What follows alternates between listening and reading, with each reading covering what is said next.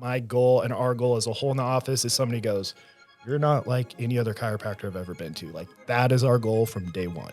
We see a lot of athletes in our office, but we don't limit ourselves to just athletes, and we consider everyone to be an athlete in the sport of life. In today's episode, we have Dr. Adam Weiss and Dr. Christopher Marvin joining us from Coastal Performance Chiropractic. They're bringing us anything and everything you need to know about low back pain. I really enjoyed today's conversation with these guys because not only did I learn a ton, but I also really feel like I connected with the beliefs and principles that they have around fitness. Performance chiropractic is very interesting compared to standard chiropractic, so make sure you listen in on the differences and their belief system around how chiropractic should be given. And if you or someone you know has ever experienced low back pain, whether it's from a previous injury, something that's creeping on with age, or just a little nagging pain that you've gotten here recently, make sure you listen in and share this with someone that you know needs to hear it. And if you really enjoyed this episode, which I know you're going to, do us a huge favor, like, subscribe, leave a review, and again, share with someone that needs to hear it. All right, so you guys consider yourselves performance chiropractic. So if you don't mind, maybe tell us what is the difference between performance chiropractic and going to see like a regular chiropractor? So with the standard chiropractor, typically what's going to happen is they're going to be very focused on the adjustment as kind of their main tool in the toolbox, and they're maybe going to practice one other modality like some light massage. They're going to typically spend between 5 and 15 minutes with their patients, and they're going to be typically more attached to the traditional chiropractic model, which deals with the concept of subluxation and misalignment, which we don't really deal with. We're personally we like to use a more up-to-date method, and we feel that a lot of that has been sort of disproven, and so we tend to go with more of a motion model, where essentially we view adjustments as more restoring motion. Now, when it comes to performance chiropractic, the main differences are going to come down to a few things. So one, we do significantly more than just adjust. Two, we're going to do detailed 1 hour long exams. We're going to find the root cause of the problem. And three, we're going to look for ways to improve people's performance beyond just getting them out of pain. So a lot of the times what we're going to do is we're going to do different modalities such as various soft tissue modalities, dry needling, cold compression, shockwave therapy, and electrical stimulation. And we also have a full gym inside of our office. So we have a heavy focus on exercise-based rehab. So we're big on trying to give people long-term solutions to their issues as opposed to giving people short-term relief. And like I said, we're always looking for ways to improve their performance. So say a tennis player comes in with a shoulder complaint, for example. We're not just going to stick to just fixing their shoulder. We're also going to look for ways to say maybe improve their rotation, because that's a huge part of their sport. Yeah, and so today we're specifically talking about the low back situation, right? But so what you're saying is, in your situation, we're gonna check out that low back, but we're gonna see how the whole body is moving to see if that's maybe part of the equation. Is that correct? Yeah. So we take a root cause approach where so if someone comes in with a low back complaint, we're gonna start all the way at the foot. We're going to assess their foot, ankles, hips, as well as their rib cage mechanics to see how all those joints surrounding the low back are moving. So that way we can figure out essentially what the weak link in the chain is, so to speak. Yeah, and it's cool with the whole gym. Maybe you can have your patient do exactly what they need to do to either spark something in the low back, or maybe let them test it out after you do something. Then they can actually do the exercise and see if the problem is fixed there on the spot versus, hey, go home, try this thing, and then come back, right? Correct. Yeah. So we can have them sort of mimic the exact motion that might be causing their low back pain, for example. So if that's low back pain with a deadlift, we have the equipment for them to go set up a deadlift right there in our office, and we can kind of pick apart not just movement limitations that they might have in the surrounding joints to the low back, but their deadlift itself. Speaking of deadlift, what percentage of your customer base, whatever you want to call it, are, athletes, people that are actively working out versus just kind of active adults, So we see a lot of athletes in our office, but we don't limit ourselves to just athletes, and we consider everyone to be an athlete in the sport of life. So I like that. If someone if someone's just trying to get ready to go to a wedding, if someone wants to be able to play with their kids, everyone has an event that they are essentially training for that they need to be ready for. And we were there to help them be able to do that without pain and prepare their body for it. Nice. Did you come up with that? The athlete in the sport of I life? stole it from a mentor. So we always steal the good stuff you hear from people. Sure. When I heard it, it makes sense. Yeah. So, I mean, it could be as simple as teaching somebody how to get up and off the toilet, which I've had to do. That's not the average person coming in, but we have everything from pro athletes to that. But what works for the high-end athlete works for your average person, right? There is no difference. It's just obviously the loading and the graded exposure and all that's going to be different. But what works for an athlete works for the average person, oftentimes almost even better, because if they're super deconditioned or they're sedentary, like you get somebody to go for a 5-minute walk after every meal and teach them how to sit to stand properly, like their low back pain magically gets way better, like way quicker than come in 3 times a week for the rest of your life. Let me just adjust. Doing what's called a flying 7, where it's the same 7 adjustments to every patient, no matter what's going on. That's, different strokes, different folks, but that's not our model. Can you just real quick, the flying 7, is that what you called it? I've not heard of that, but I feel like I have an idea of what you're talking about. Kind of sounds like a superhero team or something. Yeah, so that's just the quick 2 to 3 minutes per patient. I'm going to adjust both sides of the neck, the mid back, the low back, maybe an extremity meaning, a wrist, an ankle or something. Let me do a little bit of soft tissue for a minute. Cool. I'll see you in 2 days. That's it. Again, different strokes, different folks. If they weren't helping people, they wouldn't be in business long-term, but that is not our model. My goal and our goal as a whole in the office is somebody goes, you're not like any other chiropractor I've ever been to. Like that is our goal from day one. Your goal is to lose a patient. Essentially, yeah. So I don't want to, so I always tell patients, and Dr. Adam knows this, like, you're going to get sick of me saying you're not broken, you're not fragile. And I want you coming in the office as little as possible. I'm going to give you the tools and info so you know how to manage this on your own. If this flares up 6 months from now, especially for out of town, but even if you're in town, go back to your exercise list, start working through those things again, and it should at least help you manage it and then go from there. Yeah, man, I love that. And I want to give you guys a shout out too, especially Dr. Adam here. Dr. Adam came to our gym to make an introduction, and so that's how we met you guys. And he gave someone a free session in our staff. Justin went over, and he told me the next day that he felt better than he had in a long time. He was dealing with like a chest or shoulder issue or something. He came and saw you guys. The next day he told me, dude, I did the week before he couldn't even do a push-up. And now he was back to like doing a full workout. Now he was still like being moderate and stuff, but he was able to do a lot more than he could just the week before because of this injury, and he made the choice as well to come back and see you guys. So that was really great. I want to say thanks for that. Of course, Dr. Adam can neither confirm nor deny he knows that person. Yeah. Because of something called HIPAA, but Okay, that's sure. awesome. Okay, That's okay. awesome to I hear understand. that story from your end. Yeah. I said that. If I not knew who you that guys. person was, I Yes. think that's great. Yes. I Yeah. told that story. Yeah. Well, what % of your patient base comes in talking about the low back? I feel like that's so common. It's something that happens all the time. What percentage of people that you're seeing have that complaint?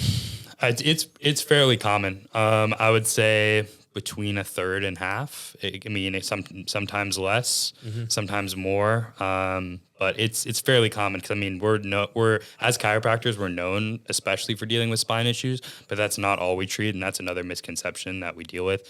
Is a lot of people think, oh, chiropractors just treat the spine.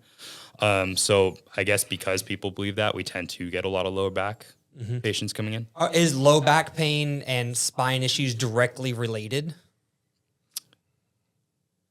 I'm not sure I understand your question. So like you're saying that because chiropractors are known for spine issues, when I think low back, I think musculature problem. Okay. Right. But do most people think that, or do they think that if I have a low back problem, it's immediately something with my spine?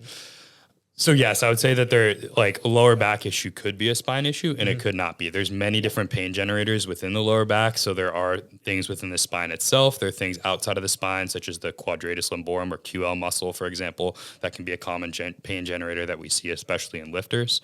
So I would say yes, definitely. What I was looking for there is it's not just the spine. There's like so many different things. Correct. That's Yes. kind of what I was looking for. There's a lot of different potential issues that are causing someone's low back pain. And so now maybe we can talk about some of those, like what's going on? Why is it so common? Why are almost 50% of people that are coming to see you talking about before the low Dr. back? Adam answers that, fun fact, you have an 80% chance of having at least one bout of low back pain in your life. So you're almost pretty much guaranteed to have that. So for everybody who hasn't had low back pain listening, start taking notes right now. Yeah, it's only a matter of time. Yeah, and we're going to talk about prevention, whether you have had a low back injury before or whether you haven't, because maybe some things change, maybe they don't, but that's what you guys are here for today, right? So yeah, what is it? Like, what is it in our lifestyle these days that's causing so much low back issue? So there's many factors that are contributing to why people have so much lower back pain. One of the biggest ones is sedentary behaviors. So specifically, when people are sedentary, there's a correlation in both adults, adolescents, and children in lower back pain, according to some recent research. And specifically, when people are sedentary, it's going to cause atrophy of little muscles in the lower back that are act to stabilize that are called multifidi. And specifically, when those muscles atrophy or shrink in size, what happens is something called fatty infiltration occurs, where fat goes in and replaces some of that muscle. And that's correlated with multiple causes of lower back pain, as well as spinal MRI findings, disc degeneration, all that. So that's one of our main focuses that we take with people in terms of trying to remedy their lower back pain, is working on bringing up the strength of those steep spinal stabilizers.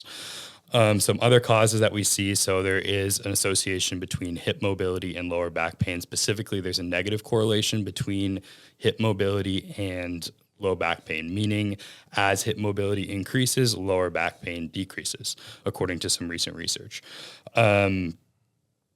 So that also gets a little bit complicated, however, though, because sometimes when people have an excess of mobility, that can also cause low back pain. So something we see pretty commonly in an office is hypermobility, as we see especially in smaller, more flexible women, and they can have lower back pain for different reasons outside of mobilities, because they actually need more stability. And for patients like that, typically adjustments get taken down a little bit on the totem pole of importance, and that's where we employ a lot more exercise-based rehab to help sort of stabilize them. Yeah, I have lots of questions. I want to go back to where you mentioned the process of fat coming in and replacing some of that muscle. That is or is not specifically in the low back, or it could be anywhere, right? So the concept can exist in other areas besides the lower back. However, there's specific research showing that in people with lower back pain, this specifically occurs. Yeah, and you're saying this is from high sedentary lifestyles. And is there a definition of like, because obviously sedentary just means like not moving very much, right? Sitting a lot, not walking, not exercising. But what would you call too sedentary or an okay amount? So there's a lot of patients that are coming in that are literally getting 2,000 steps or less per day. I would consider that's very low. That pretty sedentary, who literally never exercise.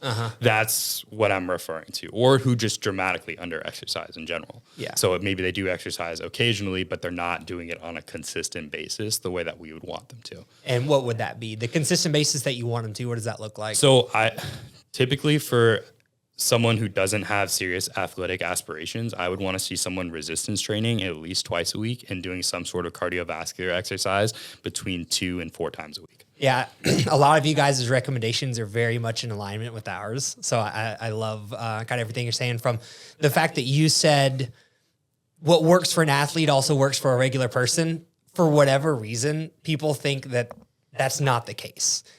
Humans are humans. Basic exercise, goes for everyone, right? Now, you do have some things, and you're an athlete, sure, you can do more load, more things, right?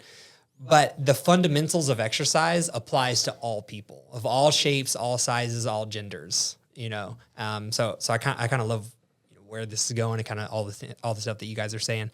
Is there anything for, let's say, like someone that was a former athlete? I feel like a lot of people that I hear that have aches, pains, that are currently in their 30s, 40s, even 50s, they always talk about, back in high school, this, college, that. Do you see a lot of that stuff? Yes, I would say so. Like people who have previous trauma, especially, are potentially more likely to have pain in future. And there's several reasons for that. One of those reasons is something called fascia, which is something that I focus on in particular. So a lot of the times when we have previous trauma, that can go ahead and make some changes within fascia. And the reason why fascia matters is because fascia has 10 times the amount of pain reception that muscles do themselves. And so what happens is when we get those fascial changes, that can kind of relay pain signals back to the brain, and that can cause movement restrictions, not just at the site of the original injury, but can also move up or down the chain. Can you tell us what fascia is and why that gets messed up during an injury? So fascia is a layer that exists between our muscles and our skin. So it's kind of like peeling the skin off of a chicken breast, so to speak. So an analogy I like is that our muscles are like the engine and fascia is like the transmission. So fascia is going to help to transmit the forces of the muscle. And so whenever someone has an injury when they're in high school or whatever, and when that injury heals, the fascia is not as strong or as it once was. Is that accurate? So what happens is sort of the fascia ends up thickening. So there's this fluid within the fascia called hyaluronin. And what happens is that can sort of thicken and clump together. And what that does is that causes a difficulty with the fascia gliding. And when the fascia can't glide properly, that's where we get the restrictions in range of motion, as well as the pain signals being delivered back to the brain. So if I have old transmission oil that gets kind of clumped up in the transmission, and it's not letting it kind of slide. It's like putting honey in the fridge. It just hardens up. Yeah. So the goal is to kind of get it warmed up with whatever approach you're going to do. There's multiple ways to do that. But yeah, you're trying to essentially get that clunked up honey moving. So then you have glide, which will, like Dr. Adam said, improve range of motion, decrease pain signaling. I mean, it's pretty wild if somebody has an issue, like you could look like a wizard with just like 2 to 10 minutes of soft tissue work in the right area, and they're just almost immediately healed. Like it's pretty cool. So does the recommendation change if someone tells you that they have experienced an injury before, or if this is their first time, like with some low back pain? So I would say generally no, because a lot of the times people who have previous injuries, those injuries, a lot of the times, either they resulted from trauma or from compensations. And so a lot of the times what we're treating is the compensations that either led to that trauma or resulted from that trauma. And we're trying to improve those compensations as a mechanism of dealing with the lower back pain. Yeah. So what you're saying is even before they had the initial injury, it was probably the same issue that they're dealing with now. Maybe it's just exacerbated a little bit. Yes. I mean, not always, of course, like if someone gets hit from the side or something like that, but a lot of the times, yes. Pain is smoke. The fire's been there. Pain comes last. So compensations have been there for a while. Pain is a signal that usually doesn't, pain can either go away almost immediately or stay around for a long time. But a lot of time, like Dr. Adam's saying, the compensation is there and then it's been there for a while. And then finally the pain signal kicks in because you've reached that threshold that your body's been ignoring up to that point. Yeah, I've heard a lot of analogies in my day, but that's the first time I heard that one and I really like it. I'm gonna lock that one in there. So pain is smoke, meaning that the fire or the issue happened previously and the pain is the result. Yeah, of 100%. it. Yeah, I really like that a lot. And to go back to these fascia issues, can you maybe talk about if someone thinks that, oh man, maybe that's me. I had an injury, I had a hamstring thing or something like that when I was younger, and now I'm having low back pain. Can you talk about a couple things that someone can do about that? So in terms of what you can do about the fascia, I specifically take an approach called fascial manipulation, which I can use to help restore the fascia to close to or its original state, where essentially I'm using friction on specific areas to help to restore that fascial glide. It's not the most comfortable treatment technique. However, It's very, very effective, and it was originally introduced by the Stecco family back in Italy. I've seen absolutely massive results with being able to improve people's pain, especially from very long-lasting injuries. And I think that it can be really good, especially for people who have that long history of trauma. Yeah, and so the trick really is, I'm assuming, and you can correct me if I'm wrong, is finding out where that needs to happen, like what part of the body, right? So how do you figure that out? So with fascial manipulation, one of the cornerstones of it is that you always treat the oldest injury first, because the oldest injury is where is often the original source of compensation for the current or present injury. And so by treating that oldest injury, we can help to resolve the current injury. So let's say somebody has a previously injured foot, let's say 9 years ago, and now is presenting with lower back pain. Could be on the same side, could be on the opposite side, doesn't matter. That previous foot injury could be causing the present lower back injury. And what I would do within that technique is I would go ahead and I would treat that foot injury first and as a primary focus in their treatment, and then their lower back injury would more often than not improve as a result of it. Wow. And a lot of this, it sounds like this is where that 1 hour like time that you spend with someone is so important, because you can't figure that out by just going in, talking to someone for a few minutes that they had a foot injury 23 years ago and they've had XYZ since, and now this low back pain, right? Correct. So yeah, a thorough history is always important for pretty much any complaint that comes in, especially lower back, to figure out if they've had any sort of injuries around the site or related to. So like anywhere from foot, knee, ankle, hip, upper body as well could potentially compensate. Yeah. And I know you guys probably hate this question, but I have to ask it because my job is to ask questions of someone that is curious about this. About how long does it take to usually get over this low back pain? So that's going to hugely vary. So it's going to depend on the severity of the injury, right? Like if someone came in with something more severe, such as like not all disc herniations are severe, but if someone came in with like a more severe disc herniation or a really like a multifidi strain, for example, that's going to take a lot longer than someone who just came in with a little bit of QL pain after a heavy squat. Mm-hmm. And then it's also going to depend on their pain level. It's going to depend on their age. It's going to depend on how consistent they are with exercises that we give them, because that's where a lot of those long-term changes are going to come in, is the exercises that are sort of going to repattern their body how to move. So the more consistent they are with that, the faster they're going to heal as well. So it widely varies. Yeah, and I feel like the prevention aspect is kind of the same when you're talking about the exercises. And I've learned this myself, like the most important thing for myself, I've learned this for myself and working with clients, right? Like you have to do the little things every day, over and over and over. Do you have a trick that works for getting people to actually do these things that they need to do? The exercises? Yeah. Yeah. So we always preface with, when we start treatment with any patient that comes in, that this only works if you do the work. Yeah. Yeah. So if we let them know that, hey, if you don't do your exercises, we're literally just going to be a Band-Aid. And you're just going to have to keep coming in and seeing us because your rate of improvement is just going to be dramatically slower. Yeah, I like that you tell them that. And I try to do the same thing. A lot of times when we're talking to people, it's about like weight loss.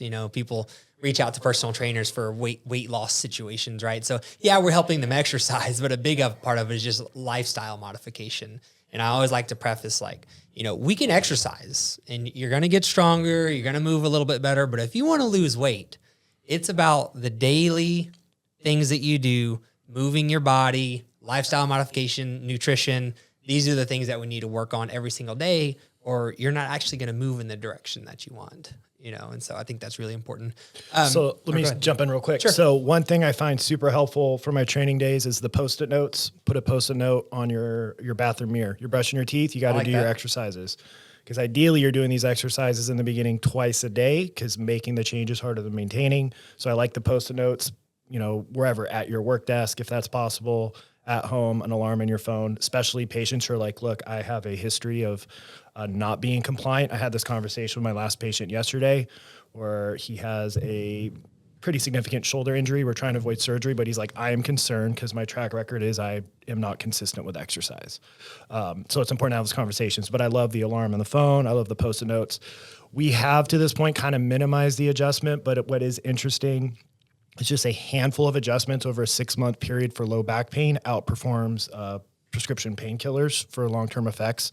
So the adjustment is a tool. It's a powerful tool. It's just not the only tool as performance chiropractors. So we're we're not minimizing it, but we're also not overselling it like other folks do. Like I keep saying, different strokes, different folks, find the model that works for you. But just a handful of adjustments over a 6-month period dramatically outperforms any sort of prescription medication. Yeah, it's same thing with exercise and weight loss. 100%. Similar situation. If someone that actually maintains nutrition and lifestyle modifications over a period of time are going to get better results. Because what's the most important thing? Consistency over the long term. Yes. Everything works. This is different. Actually, let's not go in that rabbit hole. But yeah, let's just say consistency is what matters most. We don't need perfect adherence because guess what? Nobody's perfect. But doing it more often than not is the key because it is a lifestyle, not white knuckling it. That's why, from, weight loss, the yo-yo effect that's in the research, what people have is because people aren't making lifestyle changes. They're just white knuckling something that's unrealistic. And then of course that's going to happen. Yeah. Compliance is the science. 100%. Stan Efferding taught me that one. Yeah. Compliance is the science. And that really works. I also really like what you said about making the change is harder than maintaining it. Can you just, a minute or two on that? Yeah. I mean, again, no matter where you're at, typically, and this could apply to anything, let's just focus on what we do in office. Let's just focus on the rehab since that's kind of what we're talking about. If your foot has been kind of restricted and not taking a certain shape for a long period of time, it's going to show up in your hips. That's why if somebody has a low back pain, we watch them walk first. We could spot an ankle sprain from 30 years ago. So if that's been moving that way for 30 years, it's not like 1 or 2 exercises or once or twice a day is going to do it. You have to be consistent over the long term. So getting your body to adapt these new motor patterns plus motor learning, your body has to learn how to now transition to this new, movement strategy, bracing strategy, whatever word you want to use. It's going to take a little bit of time. So you're probably going to have to do the stuff at least twice a day for a period of time. Then the goal is you only have to do it once a day, then once before activity. But heaven forbid, if it's something flares up, go back to your exercise Rolodex. That's why we're very specific of what every exercise is. We use an app where people have pictures and videos that they could throw on their phone. So it's not just some printed out sheet like a PT clinic where nobody ever looks at that, because I did a hell of a lot of physical therapy and I never looked at that sheet. But just being very clear of, look, it's going to take some time to make a change. But once your body does make that change, it's a lot easier to maintain it than make that gross movement pattern or recruitment pattern difference from day one. Yeah, I like to focus on that with people, especially with weight loss and nutrition, because a lot of times people feel like it's impossible. If they've had an injury for a long time, they're like, I can't get over this. Or if they've been trying to lose weight, I just can't do it. So making sure that they understand that it's not impossible and that the really hard part is front loaded. And then once you get through that, we can maintain this. Not only because that's the science tells us, but mostly because you built the habit and you got really good at it, right? 100%. Just really important stuff. Can we talk about what that looks like from a prevention standpoint? Like say someone's like, I haven't had low back pain, or maybe it's been 5 or 10 years since I have. I like to work out. I'm really active. I like to go do my deadlifts. I like to squat heavy. What kind of stuff can I be doing on a daily basis to make sure I prevent that I don't become one of the 80%? Do you have anything in particular?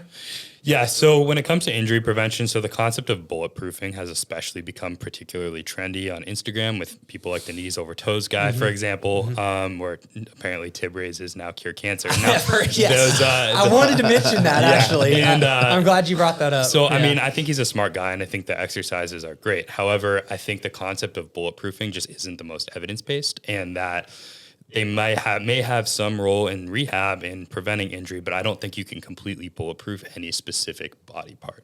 Now, there's plenty of things we can do to minimize like our injury risk and somewhat prevent it, but there's never going to be a 100% foolproof way. Now, some things that we can do is working on the mechanics of the joints surrounding the lower back in particular. So, for example, working on the ankles, feet, hips, and rib cage mechanics are going to be key. So we typically give a lot of exercises in particular to work on those. And then as well as strengthening the deep spinal stabilizer. So one exercise in particular that we really like is the pal-off press, which is going to really work on developing the multifidi in particular. Some things that we like to address the feet is we we both took something called anatomy of motion, where we use these little wedges to help the feet take different shapes. When the feet are moving better, the hips move better. And what these little wedges do is they can help the foot better move between the locked and unlocked shape. And when the foot can better transition between those shapes, the hips are better able to internally, externally rotate, flex, all that. And that can really help with making sure that people aren't compensating through their lower back to make up for lost range of motion at the hips or at the ankles. And that's because the body alternates between mobile and stable joints. So essentially our foot needs to be stable, our ankle needs to be mobile, our knees need to be stable, and our hips need to be mobile. Lower back needs to be stable. And then above, we have the rib cage, which also needs to be mobile. So if we have any sort of disruption in that pattern of alternating mobility and stability, what can happen is the joint above and below are going to make it up. In addition, the two closest mobile joints are going to go hand in hand, and they're going to have actions that pair between each other. So what goes on at the ankle and goes on at the hip, and what goes on at the hip goes on at the rib cage. And so if we have faulty ankles stemming from the feet, there's almost no way that our hips are going to be moving fantastic. It's like the foundation situation. So you mentioned the Palloff press, which I love. Do you mind giving us maybe one exercise or warm-up routine or something for the ankles, one for the knees, one for you mentioned ankles and hips a lot during that kind of breakdown there. Can you give us one for the ankles, one for the hips maybe? Yeah. So for the ankles, so a lot of the times people are lacking in ankle dorsiflexion specifically. So can you tell us what that is? So that's essentially the ability to bring the toes towards the face. So that's one of the most common restrictions we see in the ankle. Like I said, we like the AAM wedges for that. However, that's not a tool that a lot of people have access to. So something that I like can be a banded ankle distraction, where essentially we're going to take an ankle over the front, or a band over the front of the ankle. We're going to traction that behind them. We're going to elevate the ankle on a high surface, and then what we're going to do is we're going to drive the knee over the toe both actively and passively. And that's what that's going to do, is that's going to help to mobilize a bone within the ankle called the talus, and that's going to help that be able to move back and forth. When we're able to do that, that's going to better enable us to bring our toes towards our face or dorsiflex, and that's going to improve our ankle mobility. Now, when it comes to hip mobility, there's a lot of things we can do. One of the most simple things we like a lot in office that requires no equipment whatsoever is an FRC 90-90. So essentially what people are going to do is they're going to lay seated in a 90-90 position, and then they're going to press their legs into the ground and go through a contract relax pattern. And that's going to help give them back some rotation through the hips. Some other exercise that I like is I'm a huge fan of postural restoration as well. They have a lot of good stuff in terms of restoring rib cage and pelvic mechanics specifically, and they talk a lot about creating a stacked relationship between the pelvis and the rib cage. And what that does is that's going to help enable better mobility through the hips as well as through the shoulders. And when we have that stacked positioning, it's going to be much easier to be able to, say, move through hip flexion. And that's because if our pelvis is anteriorly tilted or tipped forward, it's going to make it so that our leg is going to run out of space to be able to move up and down. Okay, so let's go back to the just kind of break these exercises down a little bit. So the ankle one, we're going to take a band, put it around our ankle. Yep. It's locked in behind us. Yes. Take a couple of steps forward, get some tension in that band. Then I'm assuming we're coming down like on one knee, or does it matter? So I typically like it in sort of like a lunge position. Yeah, exactly. And then we also need to make sure that that ankle is elevated above the level of the band when we're setting this up. So like usually I like to have the foot on top of a plate when we're doing it, because that's going to really create the traction on that bone I talked about, the talus, in terms of being able to pull it backwards. So your foot is on a plate. Yes. And then you lunge forward, you drive your knee out over your toe as far as you can. Do you hold it there? Is this for sets and reps, or? So typically what I like to do is drive the knee over the toe as far as you can while keeping the heel down. Yes. Okay. Got it. And I like to do a brief hold for 2 to 3 seconds at that end range, and then have them come back. And then I'll typically like to have them do between 10 and 15 reps. Okay. So that is just one set, 10 to 15 on each side, maybe before you go do some squats or something. It could be as little as one set. It could be as much as 2 to 3 sets, just depending on the person's time and how big of a restriction they have. Right. So if this is something you're doing for if you don't have a huge restriction, you're just trying to prevent one set. But if you're like, oh man, my ankle mobility is bad, this is something that you can do for multiple sets. Yes. Yeah. And then on the 90-90, the hip thing, 90-90, if I'm thinking correctly, you're just on the ground. One foot kind of is behind you. One foot is out in front of you. Your knees are at 90 degrees. Yes. Am I in the right position? Yep, exactly. Okay. And now what do I do once I'm in that position? So once you're in that position, what you're going to do is you're going to press your lower leg directly down into the ground for about 5 to 10 seconds. Okay. And then you're going to go ahead and relax. Now, FRC or functional range conditioning has a full protocol where they start with initially a 2-minute passive stretch in that position. And that people are certainly welcome to do that. That's not the way that we personally utilize it in office, but that is the official protocol, is they'll kind of hold for 2 minutes passively, and then they'll go through that contract, relax. Well, they'll push the lower leg down into the ground and then relax. And then you can also push the upper leg into the ground as well and then relax. That's how I've done it, is a 2-minute hold and then like a 20-second. I count to 10 as you're driving and then down from 10 as you're relaxing. And then you can hit that stretch again. That's how I've been known to do it as well. So you can do one of those per side. Warm up, cool down, either direction is fine for these. Yep. Yeah. So typically we like to just do both sides between 5 and 10 reps. So one rep would be 10 seconds pushing down, 10 seconds of relaxation. And do you, if someone has had an injury in any of these areas, that's when maybe you can do more sets, more reps, right? Correct. Yeah. On these situations. So all these exercises are dosed in a needs basis. So if someone has a greater limitation in, say, their hip internal rotation, which is very, very common, then they're going to need to spend more time working on that. Mm-hmm. And let's say I work out every once in a while, but I like to just be active. I play slow pitch softball on the weekends. I play ultimate frisbee, stuff like that. Are these good warm-ups for situations like that too? Or do you have maybe some different dynamic things that you can do for people in that situation? Yeah, those are fantastic warm-ups. So those are actually some of the warm-ups that we gave. We just did a kids jiu-jitsu camp a couple weeks ago. And those were some of the warm-ups we gave them. Exactly. Okay. So yeah, awesome. Let's talk about someone that, is experiencing pain. Let's say I'm in the gym. I have a low back. It's not terrible. I'm thinking about going to see you guys, but I kind of want to try to see if I can do something on my own. It's not bad, but I want to make sure it doesn't happen again. I want to work out tomorrow. Are these exercises good for that also, or is there a different protocol when pain actually arises? So these exercises I think would be a good start. So without fully assessing them, I think those are some general areas that we see pretty commonly restricted. And I think that could be a great place for a lot of people to start. I would say that there's other things that we could do, but it just kind of depends on what positions they have pain in. So a lot of the times it's going to come down to also modifying activity.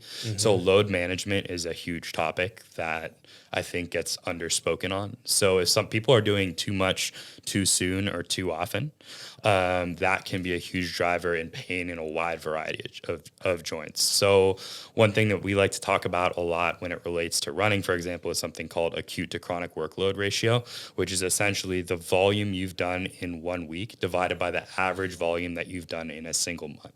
And essentially there is a optimal zone that we like people to stay in. And if they go past that optimal zone, that puts them in the danger zone in terms of increasing their injury risk. The concept can be extrapolated to pretty much all sports and activities, especially lifting, for example. Like if you're used to doing 3 sets on squats twice a week, and then you suddenly up that to 6 sets of squats 3 times a week, you're probably more likely than not going to get injured.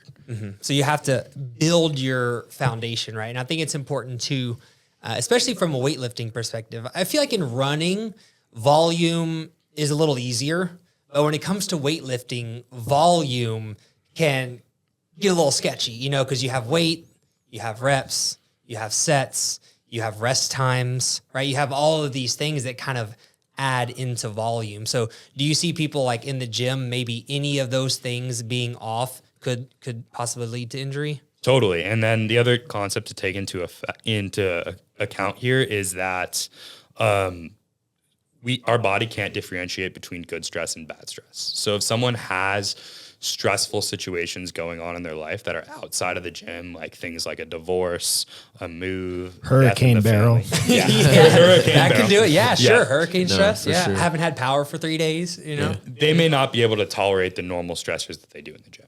So like let's say someone's doing 5 sets of squats per week and they're able to tolerate that just fine.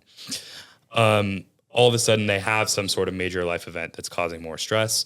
All of a sudden that stress is going to be too much. So that what we often do is we try to get people to back down a little bit when they're experiencing times of stress. So it's not the best time to go for, say, a PR on your squat if you're in a time of stress like that. Yeah. Another thing I want to talk about, and I'm going to be a little selfish here, just working through my own injuries. Something that I've had really good success with is tempo, just going slow.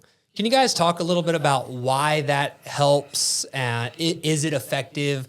Even if I go slow and don't experience pain, but I know I still have something going on, is it going to get better?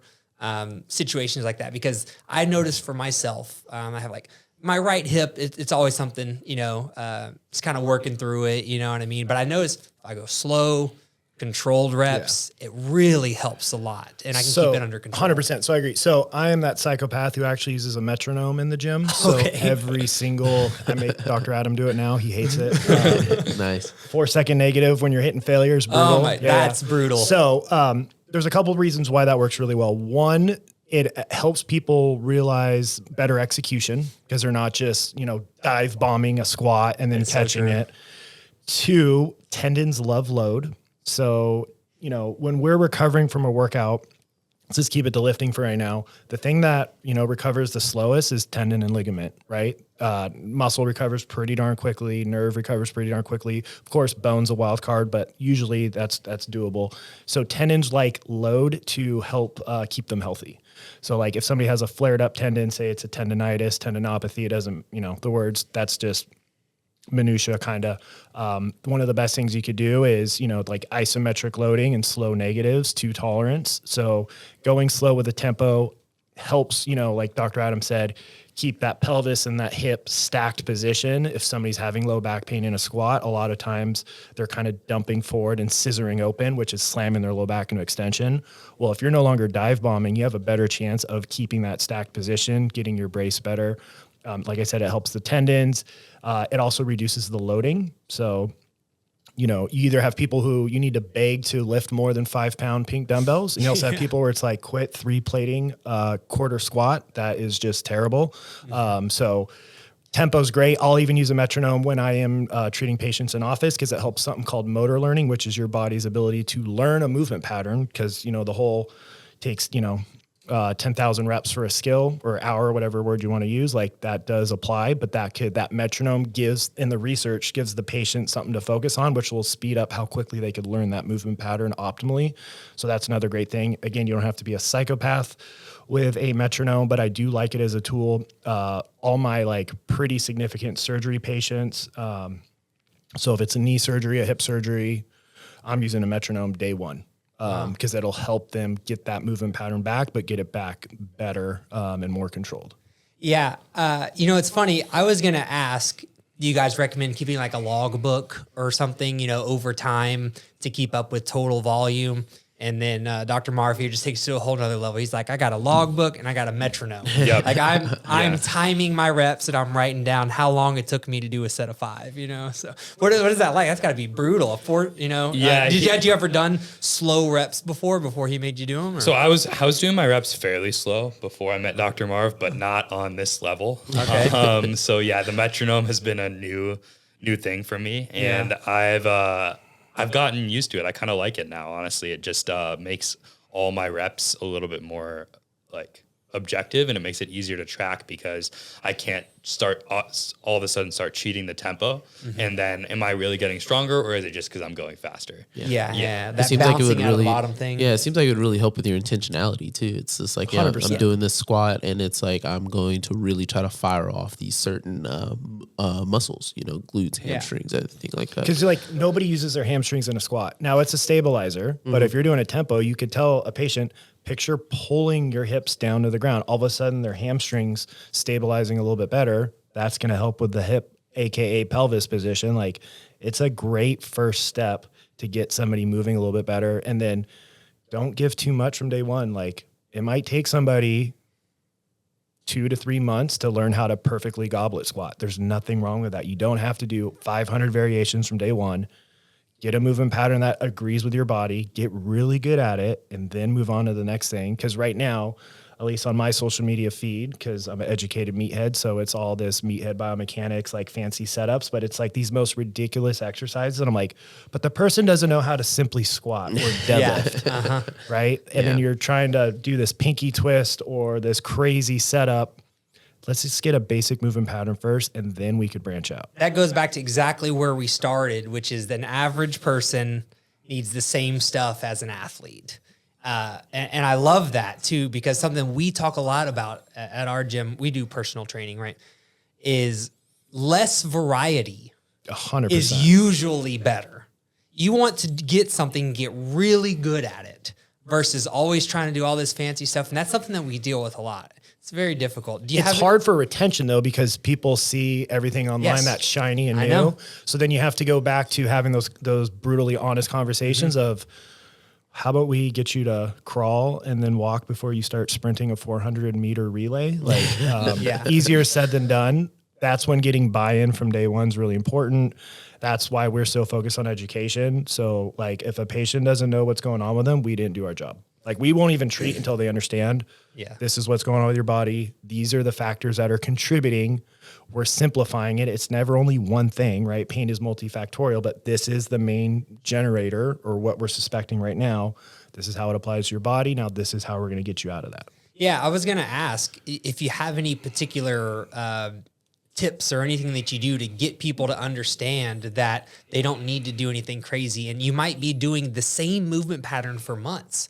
But if you're getting better at it and increasing load, then you are actually doing yourself a bigger favor than trying to do 1,000,001 different squat variations. So like, how do you approach that conversation? And do you have anything that really seems to get through to people on that? Do you want to cover it or do you want me to? I can take this one. So, I mean, a lot of the times you're just going to have to do the diligence of showing them exactly where they started and where they are and show them, hey, we've been sticking to that same squat variation we started with, but look how much load we've increased, and just show them that the results. And I think once they're able to see the objective results of how much better they are, that's going to make them want to stick to it. Yeah. I like to say results are motivating. But that's where the logbook comes into play. Because you could go objectively, not subjective. Right. We could show you have improved your strength by 75% over 2 months. Like, how crazy is that? Because people just say, yeah, whatever, it's the same movement, I'm bored. I'm like, you've gotten 75% stronger in 2 months. Yeah. And you have less pain and you're playing with your kids more. Like, how badass is that? Yeah, that's the thing, is relating it to that thing that they came in for initially. 100%. That's the That's secret why you sauce. can't focus only on pain. Because like I said, pain either goes away immediately and the generators or the compensations, whatever words you want to use are there, or it stays around for a long time. So then that's when you go, but look, your hip mobility is improved by 20 degrees, which is massive for you. You're bracing better. Yes, you still have pain with your squat, but look how much better, your tempo squats have cleaned up from day one. You're not just dive bombing and having your knees slam together at the bottom of every rep. Like that's where you got to be realistic and you got to be honest and put the patient or client first, whatever word you want to use, of having those candid conversations, even though they might not like it. It's putting their interests first versus, well, how do I keep showing them new stuff so they keep coming back to me? That's a disservice to them. Yeah, I agree. The goal is for them to be able to recognize progress. And you have to put that in terms of what is important to the individual that's in front of you, right? And that's different for everyone. What's their event, like Dr. Adam said? Yeah, exactly. What their event could be, like you said, playing with their kids, or their event could be powerlifting competition. Yep. It could be either way, because obviously someone that is competing, that is important to them, right? And then to someone that's not, like, that means nothing to them, right? So you have to make it all together. On average, about how long, say someone's coming in with some low back pain and you're fixing something, about how long does it take to get the mechanical situation under control, to actually get the form where it needs to be? Does it just depend on the person, or is there kind of some flow there? It's highly dependent on the person. So, I mean, some people come into us and they have fantastic body awareness and we're able to get the form right almost immediately with very minimal cueing. And then there's some people who come in who have never done any sort of athletic endeavor in their entire life, and it takes quite a bit longer and we have to spend quite a bit more time cueing. But regardless of where they come in and how easy it is to get them into the right position, we're always going to be patient with them and make sure that they fully understand the cueing that we're giving them and the intent behind the cueing. So like what position we're trying to get them into and whether we need to give them visual cues, verbal cues, or intent-based cues. We're going to be patient with them and make sure that they always get into the right position. Yeah, patience is very important because most of the time, the person that you're describing right now, they're very uncomfortable as well with athletics. They're uncomfortable with weightlifting, exercise. So how do you get them when they're in your office, right? They're not big exercises. Maybe they even just started and they got themselves hurt. So now they're feeling discouraged. How do you approach that patient? So a lot of the times with patients like that, I will oftentimes try to give them exercises that require less mental gymnastics to get into position. So if I can be careful with their exercise selection and not give them exercises that require a million cues to get into the right position, I feel like that can oftentimes do them a huge service. Like for example, a heels elevated goblet squat or any sort of like front loaded squat is going to have generally less cueing than trying to get them back squatting from day one. Right. Yeah. And I really like you use the word body awareness. I don't hear many people say that. I use that term daily because again, we work with a lot of beginners, people that haven't worked out much before.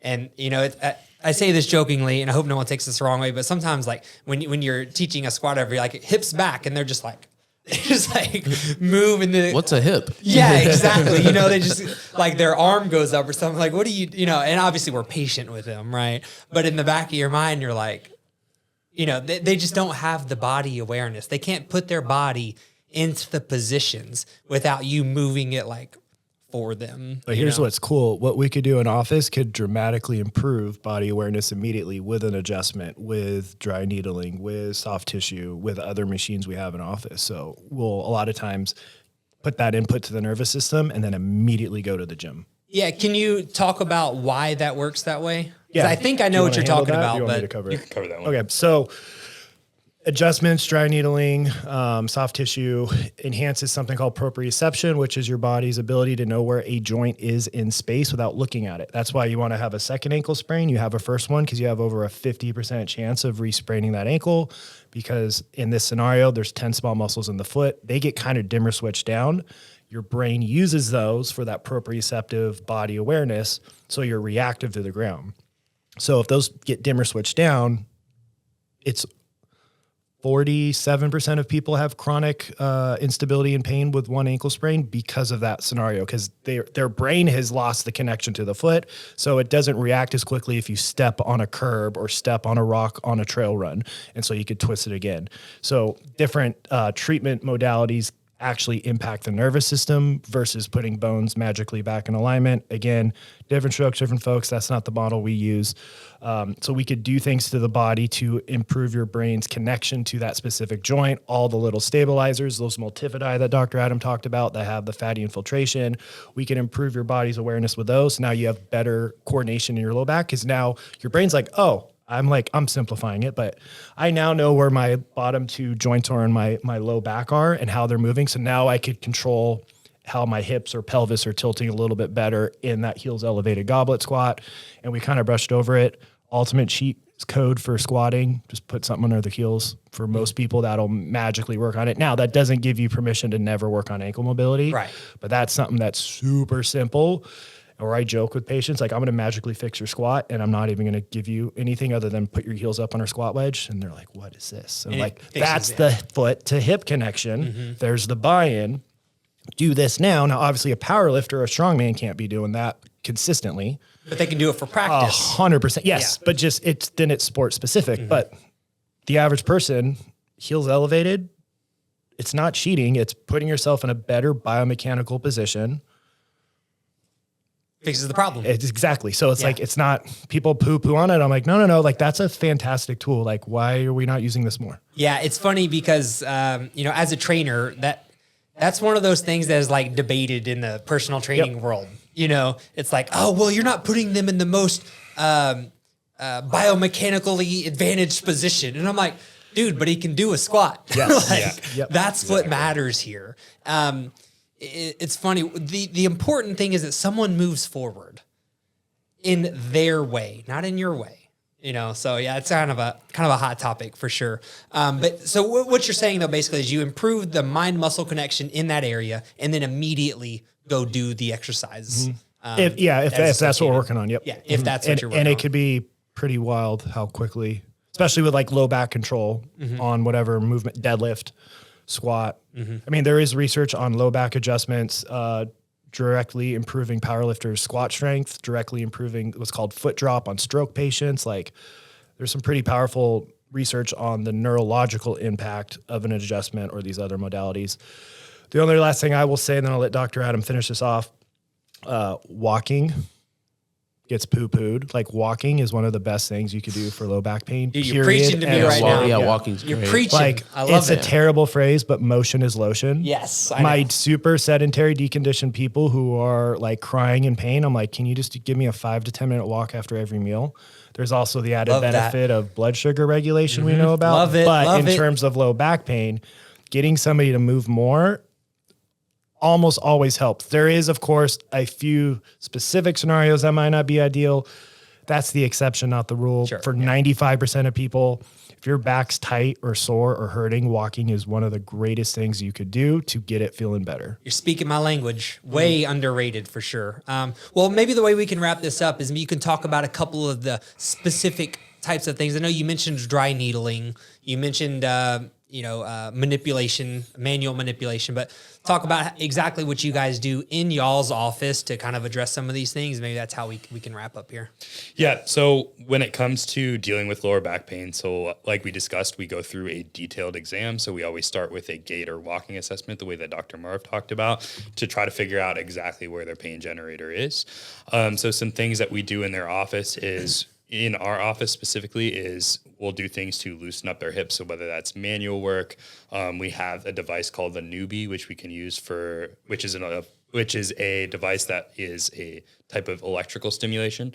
We can use that to either loosen muscles or strengthen muscles. And so something that we can do specifically with it is one of the applications I like in particular is we can use a glove, which we can use to help to loosen up some of the surrounding muscles in the lower back. So either if those muscles are the pain generator themselves, or if they're spasm in result of something else going on, that can be one of the tools that we use there as well. We like dry needling as well. That can be very powerful for people. We also have a cold compression device that we like a lot, especially if someone comes in with like what we call a hot low back, where someone has like severe pain, like can't get out of a chair type. A lot of times what we'll do is we'll put that on them right away to get some of that inflammation to come down a little bit and reduce the amount of pain they're dealing with. So that way we can go ahead and proceed with the rest of our treatment, so to speak. Okay. And so that cold, I'm assuming it sounds pretty straightforward, but it's like an ice pack that also has compression at the same time? Yes. Yeah. And so the way that compression works, and one thing that all of our compression modalities have in common, so whether that's flossing, our Game Ready, or the new device we got, which is the Rapid Reboot, is compression. What compression is going to do is it's going to work through gate theory, and it's going to delay the pain signals that are traveling from the area back to the brain. And that's going to help with reducing the pain that they're dealing with, so that way we can get them through the activities that we're trying to get them through and get them going with the treatment. Because a lot of times if someone comes in with significant amount of pain, we can't even move them around the table to be able to properly assess them. So we need to do something to get their pain level down, so that way we can get going with the rest of the treatment. Yeah, that's very cool. I've heard of most of the things. I mean, when we talked the first time, I've never heard of that specific type of situation. So, Sean, do you have any questions before we kind of finish up here? I think I have two questions. One is going to be, how do you guys feel about barefoot shoes and walking and like wearing those mostly for like foot proprioception and just like flexibility or foot health in general? Go slowly. Go slowly. Yep. Like work your way into it. Yeah. So in the research, there is no difference in running injuries of no matter what footwear you wear, which is pretty interesting, right? Because you would think, well, the minimalist would be way better, or the cushion, it dampens vibration. That's the devil. In the research, there's no difference. So wear what you like. If you are transitioning to a 0-drop barefoot shoe, go slowly. Like, you will be shocked with how sore your feet will be, because you've pretty much, I joke, wear foot prisons your entire life. It's like wearing gloves on your hands and being like, oh, I can't play the piano. Well, like, you've been cushioned and not working. So go super slow. It can be a tool. It's not appropriate for everybody. I wear those god awful finger shoes in the gym when I train. I don't push them on anybody because they're not very stylish. And then he got me to switch to, I don't even know the brand, but I switched recently to another type of barefoot shoe. But I don't go in the office with them because I haven't worn them enough to be on my feet for 10 hours. Treating patients as active as I am. Like, I would be wrecked. So go slow. There's nothing inherently great. There's nothing inherently bad. Yes, on paper, you would think that would be better because the heel cup could move and you have better proprioception, but the research, at least in running, says it doesn't matter. Okay. So that's where it's kind of like, well, let's see what you like. Yeah, but what do you like? If you're transitioning, goes like 20 minutes day one. Wow. Not 2 hours, like slow. Okay. Gotcha. Yeah, I recently transitioned to them. I really like them, but I didn't go that slow. I should have. But yeah. Were your feet sore by the end of the day? The first couple times? It's not everybody, but it can be surprising. It wasn't too bad. I guess my small story into like getting into wearing them is I started running recently, and I felt like during or after a long run, the first part of my foot that would hurt were my ankles. Yeah, I would wear like a pretty cushiony shoe. I ran in like a Pegasus, like a pretty standard Nike shoe, and sometimes my ankles will feel a lot of pain. And I was like, man, what's going on here? And so I started implementing a flexibility day where I specifically worked on like leg, hip, ankle, and knee mobility. And then also I was talking to someone at the gym, and I just looked at a couple of things and seen barefoot shoes. Yep. And so I was like, man, if this could help me with like my feet strength and like just kind of, I mean, for lack of a better word, bulletproofing my feet so they can be a little stronger and, I could push Sean, off. don't use that word. Yeah. Yeah. Pushing off and other things like that. I was like, I'll give it a try. If it's cheap enough. I'm kind of a cheap ass. So I was like, it's amazing how much these like minimalist shoes cost though. Yeah, I'm like, it's less material. Like $200 for like some Vivos. And I'm like, oh my God. If you run in a barefoot shoe, you're not landing on your heels much. So it does change running mechanics. And that was the first thing I noticed. The first day I wore them, I don't run in them yet, and I don't really want to. I think I'm gonna exclusively stick to like walking in them and like fast walking. But when I walked, I just realized how unintentional my walking was. Like I was just heel crashing every single step, and I noticed that I had a lot of wearing on my running shoes in the heel area. So I was like, I'm probably heel striking more, and so now I've been like working on my foot and ankle mobility to where I am able to mid strike or a little bit more, and I feel like it has helped with my running times and just leg and feet. And long story, kind of long still. The barefoot shoes have been great, and I do. So there's something that's people could look this up. It's called the Toe Pro. We have them in office. It's a great way to work on foot strength for runners. There's a lot of research on it. Okay. For not only ankle sprain risk, but runner pain, bunion formation, lateral agility on the field for my athletes. But it's called the Toe Pro. There's a lot of free information online. You could kind of mimic it with a pillow, a rolled up yoga mat, an RX pad. If you have them at the gym, I would strongly recommend that. That's also tied to senior citizen fall risk. So when I worked in the retirement homes, we would work on grip strength, and their fall rates went down. So that's something you could look at. The Toe Pro. It's from a guy named Dr. Thomas Michaud. If I want to feel like a moron, I listen to him talk, and I'm like, dude, I know nothing. Sean, real quick, last question, then we're creeping up on Dr. Marv's time limit here. Okay, last question was cold and hot as far as exposure for injury prevention. How do you guys feel about both? I know people like cold plunges and stuff like that. I'm so interested. I was just wondering. So we're more on that in the anti-ice camp. So the person who originally came up with the rest ice compression elevation actually retracted it, and a lot of the times what ice can do is it can often delay the healing process. So typically we recommend to patients not to ice in particular and to go with heat instead.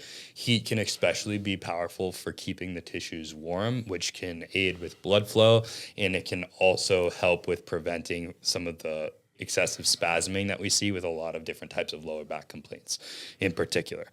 Now, I'm not going to go out in there and say that ice or all cold exposure is completely useless, because a lot of people do like it. But when it comes to things like cold plunges, the research is showing that if you do that directly after your workout, that can blunt the inflammatory response and reduce some of the positive inflammation that takes place that actually helps to promote muscle growth.